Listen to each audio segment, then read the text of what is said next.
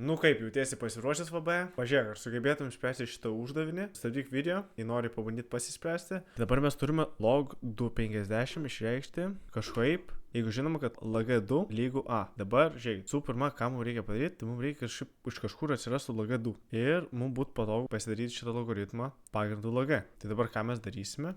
Ogi mes panaudosim vieną labai paprastą formulytę, kuri yra formulinė. Ir mes padarysim pagrindą, kad jis būtų 10, arba kitaip, kad čia būtų lag. Reiškia, log 250 būtų tiesiog lag 50 dalinta iš lag 2. Dabar žiūrėkit, jau čia turim lag 2.